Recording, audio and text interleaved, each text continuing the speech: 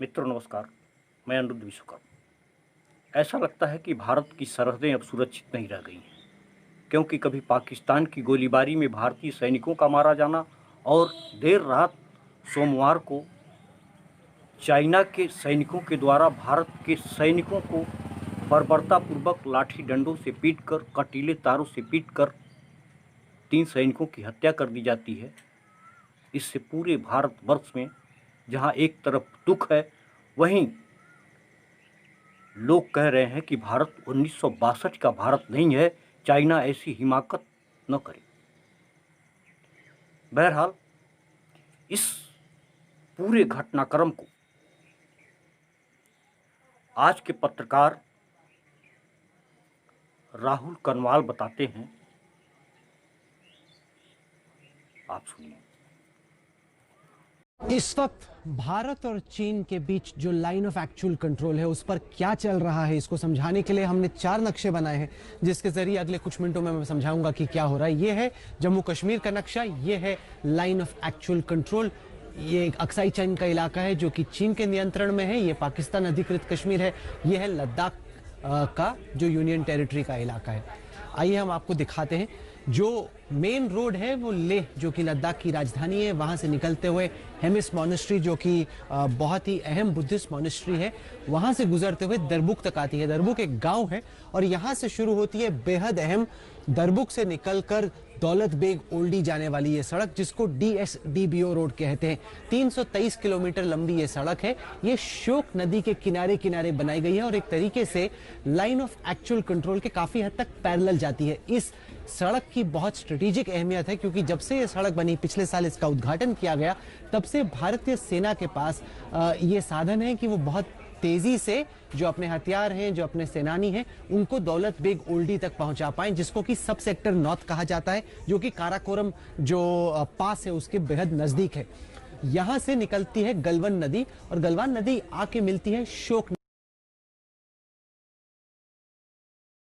और नजदीक लेके चलना चाहता हूं तो ये है दौलत बेग ओल्डी तक जाने वाली DSDBO सड़क। 323 किलोमीटर लंबी ये सड़क है और यहां से गलवान नदी आती है और यहां पे ये आके शोक नदी से मिलती है।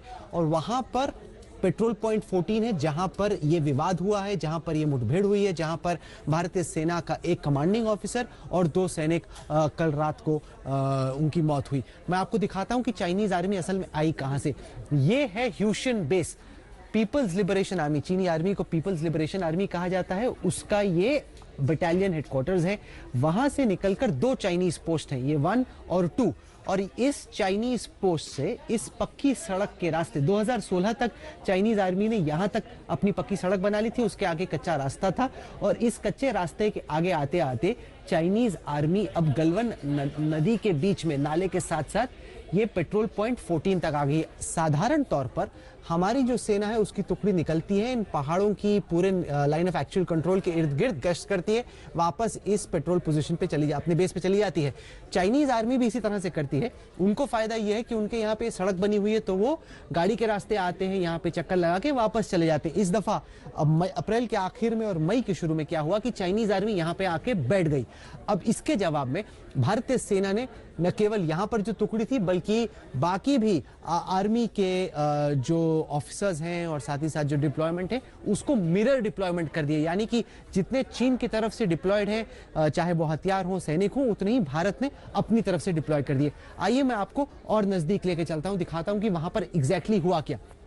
तो ये है गलवान नदी, ये आके मिलती है शोक नदी से। अब शोक नदी की कहानी बेहद अहम है। शोक यानी कि रिवर ऑफ डेथ, मौत की नदी। वो इस वजह से क्योंकि सर्दियों में ये नदी जम जाती है, तो उसके ऊपर जो व्यापारियों के काफिले हुआ करते थे वो ले से निकलकर शिनजियांग जाया करते थे। शिनजियांग से वो ट्रेडिंग किया करते थे और वापस आते थे। लेकिन गर्मियों में यहाँ का पानी बहुत उफान पर रहता है, इस वजह से कई बार व्यापारी, चाहे वो चल रहे हो या घोड़े या खच्चर पे हो, वो नदी में गिर जाया करते थे और कई व्यापारियों की मौत हुई। इस वजह से इसको शोक नदी कहा जाता है, यानी कि रिवर ऑफ डेथ।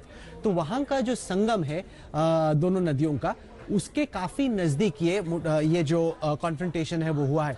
असल में मसला क्या है, ये जो सड़क है DSDBO रोड जिसको कहते हैं, ये बहुत अहम है, क्योंकि इससे हम अपने इक्विपमेंट को आगे दौलत बेग ओल्डी ले जा सकते हैं। चीन नहीं चाहता, तो चीन ने क्या किया, चीन ने इस पहाड़ की जो रिजेस है यानी जो ऊंचाइयां हैं उस पर अपने सैनिक बैठा लिए और अपने हथियार बैठा लिए ताकि वो नजर रख पाए भारत की इस बेहद स्ट्रेटेजिक सड़क पर। और ये बेहद खतरनाक है क्योंकि हमारे कई दर्शकों को करगिल की लड़ाई याद होगी, जिस दौरान करगिल के ऊपर क्या किया था और खासतौर से द्रास शहर में भी पाकिस्तानी सेना ने बर्फीली चोटाइयों पर जो ऊंचाइयां हैं वहां पर अपने आर्टिलरी गन्स बैठा दिए थे। जैसे ही आप आर्टिलरी गन को बैठाते हैं, जो भी गाड़ी आगे से निकलती है उस पर आपकी नजर रहती है और आप जब चाहो उसको डोमिनेट कर सकते हो।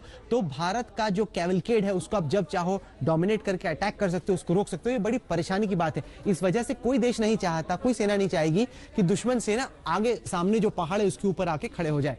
तो हिंदुस्तान क्या कर रहा था? हिंदुस्तान ये जो DSDBO सड़क है इस पे एक्सटेंशन बना रहा है। एक्सटेंशन यानी कि वो चाहते हैं कि हम यहां से निकाल के जो बॉर्डर रोड्स ऑर्गेनाइजेशन है वो कुल मिला के लद्दाख के सेक्टर में और उत्तराखंड के सेक्टर में इस वक्त 61 सड़कें बना रहा है। इसको स्ट्रेटेजिक रोड्स कहते हैं क्योंकि चीन, जैसे मैंने आपको दिखाया पिछले मैप पे, चीन की जो सड़क है वो एकदम पेट्रोल पॉइंट 14 के नजदीक तक आती है। हमारी सड़क, ये आपको इस मैप पे तो छोटा लग रहा है, चलते पेट्रोल पॉइंट 14 पे जाना पड़ता है, जबकि चीनी सैनिक मजे से अपनी गाड़ी में आ जाते। तो इंडिया की कोशिश यह है कि उस एडवांटेज को न्यूट्रलाइज किया जाए। हमारी भी सड़क, ये है लाइन ऑफ एक्चुअल कंट्रोल। तो हम चाइनीज साइड में नहीं गए हैं जो कि उसकी मीडिया कह रही है और वहां का फॉरेन ऑफिस कह रहा है। हम तो अपनी साइड पे सड़क बनाने की कोशिश कर रहे हैं जो चाइना पहले से ही अपने यहां बना चुका है। जब हमारी सरकार ने नहीं बनाया, अब हम कैचअप करने की कोशिश कर रहे हैं, लेकिन उसको चाइना कह रहा है कि आप नहीं बनाइए, जबकि हिंदुस्तान कह रहा है हम क्यों ना बनाएं, हम तो लाइन ऑफ एक्चुअल कंट्रोल पे अपनी तरफ है, ये तो हमारी जमीन है, ये तो विवाद में भी नहीं है। आपको याद होगा जब मैंने आपको इसी तरह से पेंगोंग का नक्शा दिखाया था, वहां पर 2 लाइन ऑफ एक्चुअल कंट्रोल थी, एक जो भारत का परसेप्शन था लाइन ऑफ एक्चुअल कंट्रोल का, एक चाइनीज परसेप्शन। लेकिन गलवान घाटी में तो 1962 के बाद कोई विवाद रहा ही नहीं है, कभी भी कोई डिस्प्यूट नहीं रहा। ये पहली दफा है कि चाइनीज आर्मी यहां पर आके बैठ गई है, जो कि बहुत ही गलत है। जितने भी प्रोटोकॉल है उनका वायलेशन है, क्योंकि इस इलाके पे कभी भी नजरिया फर्क रहा है ही नहीं। एक ही लाइन ऑफ एक्चुअल कंट्रोल है जिसको हम भी मानते हैं, वो भी मानते हैं। और अभी जो कोशिश हो रही थी वो डिसएंगेजमेंट की, हमारी सेना यहां पर तैनात है, चाइनीज आर्मी वहां पर तैनात है, तो जो कोर कमांडर्स की बातचीत हुई उसमें तय हुआ कि डिसएंगेज किया जाएगा। चाइनीज ने वादा किया कि वो वापस जाएंगे। उस दौरान अब वो एग्जैक्टली क्या हुआ जिसके चलते वायलेंस शुरू हुई, पत्थरबाजी शुरू हुई, लाठियां चलनी शुरू हुई, ये तो हमें नहीं मालूम। लेकिन इस इलाके में मैंने आपको नक्शे के जरिए दिखाने की कोशिश की है कि क्या चल रहा था।